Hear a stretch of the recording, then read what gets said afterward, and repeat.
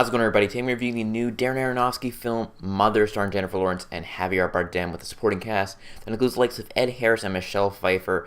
And I'm not really going to tell you too much of what this movie is about because it is very secretive, mysterious type movie. If you're interested in finding it out, do a quick Google search because it might actually help your understanding of the movie just a little bit. I personally like going into movies not knowing too much, and then I'll do my research afterwards. And I'm glad I did it that way, actually, for me, because this is a weird, trippy movie with metaphors on top of metaphors on top of metaphors that I really enjoyed while I was watching it.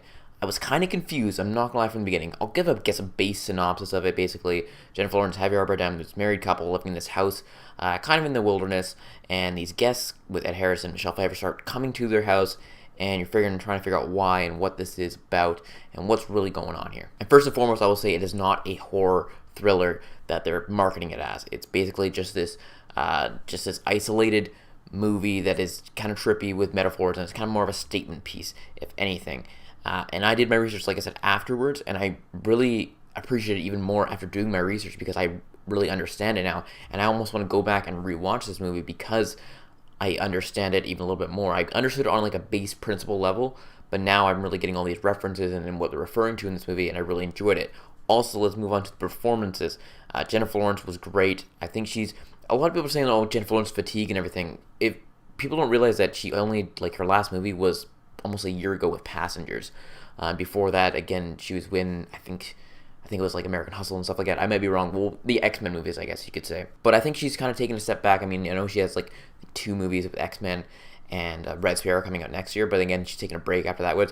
But I'm not having Jennifer Lawrence fatigue. I think she's a great, talented actress. I like watching her on screen, and she's great in this movie. She pretty much carries the movie for a good portion of it. Also, Javier Bardem, great in his supporting role that he's in, and of course the other supporting cast, and there's a couple other actors that show up in this movie along the way that also add just a little bit of extra fun to it, just because you didn't expect them being in it. Also, the way it's shot, the cinematography of it, there's no real score to this movie, which kind of just lets you sink into the sound effects and just Jennifer Lawrence's performance, and you're kind of seeing it all through her eyes. There's not too many wide shots. You're seeing a lot of close-ups and just shots from, again, from her face and from behind her head and everything like that. You're kind of seeing the world in this house through her eyes, which I think immerses you in the movie just a little bit more. Now, this movie is not going to be for everybody. I know there's tons of, like, the movie ended last night when I watched it, and the lights came up, and was like, well, that was a little bit much, and like there's these other reactions, like, what the heck did I just watch type scenario. But I really enjoyed it. I was confused. I was trying to figure out things along the way, and I like those types of movies. I like the ones that make you think.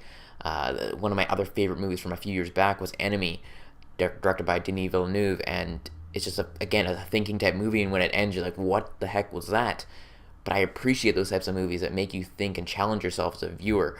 And I think if you're in for that, if you want to be challenged as a viewer and just think about things and try to figure stuff out, definitely check out Mother. But again, it's not going to be for everybody. There is weirdness in it. It's quirky. It's strange.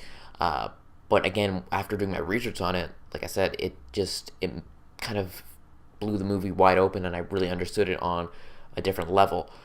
And really appreciate it now for that fact. It's going to be one of those quicker reviews because, again, there's not much to say. It's kind of in this mystery type thing, and I can't say too much.